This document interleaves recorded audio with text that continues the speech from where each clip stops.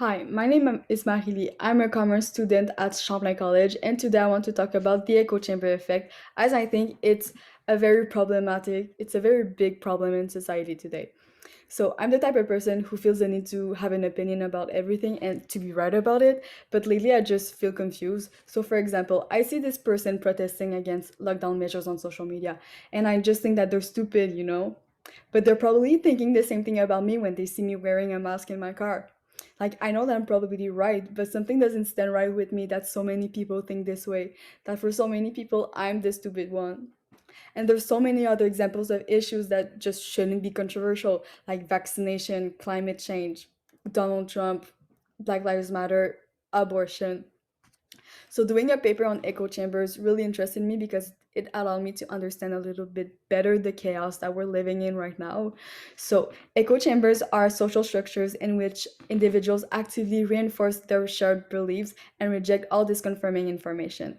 So after hours and hours of reading academic articles online, I can say that the rampant emergence of echo chambers in the digital environment generates uninformed citizens that pose a threat to Western democracies. Firstly, the echo chamber effect distorts individuals' perception of reality. Before elaborating, it's very important to understand cognitive dissonance theory. Basically, humans have a defense mechanism to avoid holding cognitive elements, such as beliefs, behaviors, attitudes, that are inconsistent with each other. So, for example, I see this TikTok of Donald Trump. He's looking like a person who has a good heart, but I don't want to admit it because I have a bias against him. This is cognitive dissonance, which is unpleasant and uncomfortable to individuals who will respond by readjusting their behavior to restore consonance. So I'll be like, no, he has done this, this, this, this, this. This man is just manipulating people to like him. This is not cute.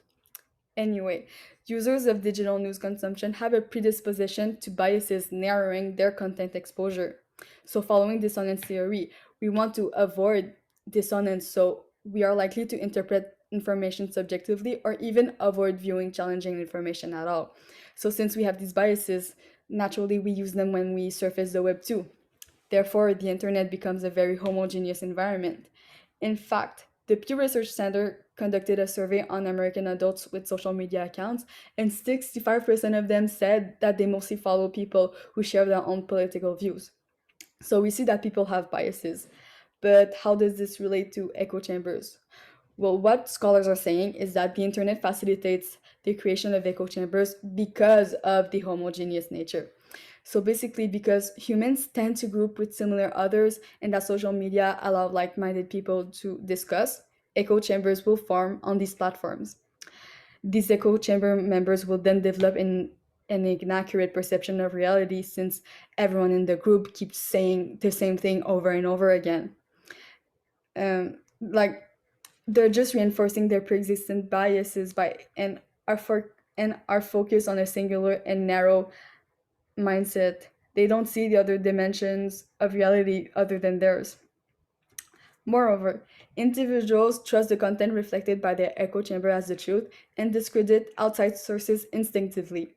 So, members are highly dependent on what the group says, and what the group says is generally, like any other group, what they hear from the authority figures.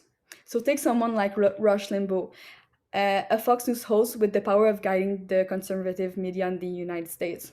He formed the right wing echo chamber by saying things like, don't trust what you see anywhere else. They will tell you this, this, this to convince you that you're wrong, but you hold the truth. So, naturally, when members hear these exact arguments, they'll think, oh, just like Rush predicted it, he was right. The mainstream media are telling lies. And they will grow a stronger allegiance to the group.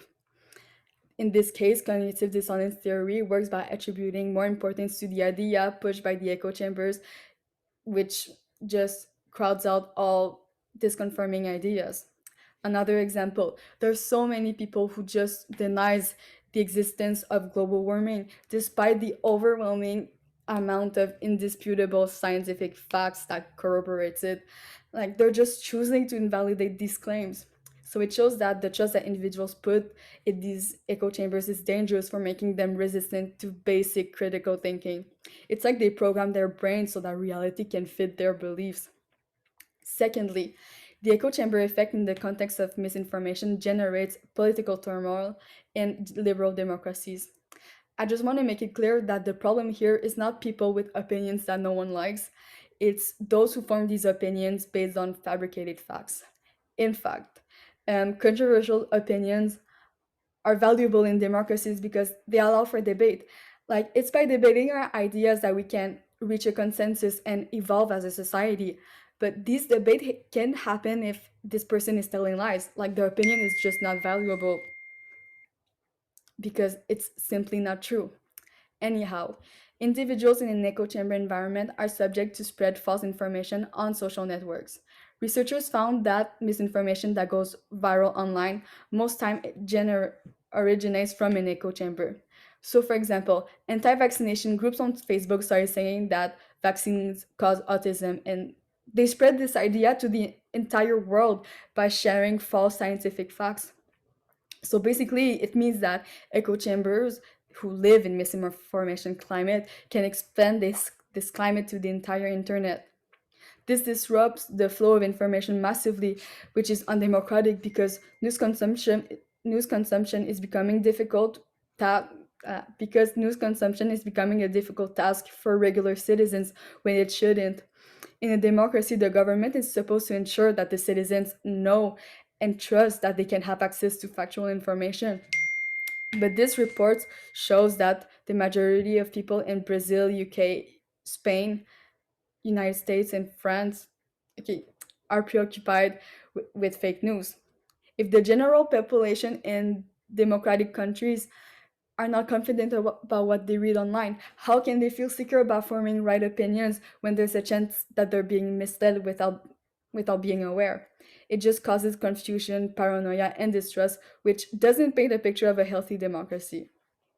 Also, uninformed citizens can't make informed political decisions that promote society's best interest. Researchers found that most individuals who consume fake news don't fact check the content that they read, so we can assume that many individuals end up partaking in misinformation. A democratic government aims to reflect what the majority of the population wants, but they can't do that if the citizens don't have the information to know what they want.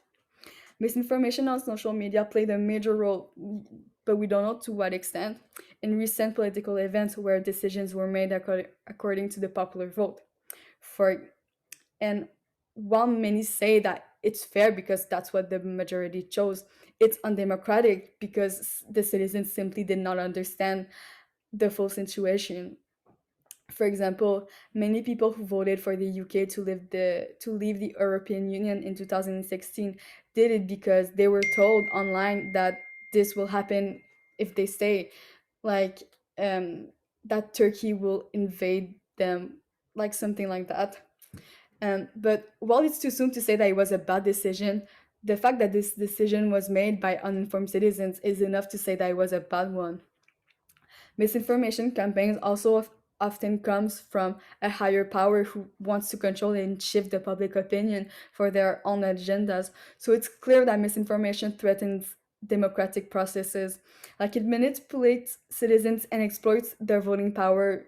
It's literally the opposite of democracy. To conclude, the echo chamber effect harms liberal democracies for forming citizens that are unqualified to make voting decisions for their country.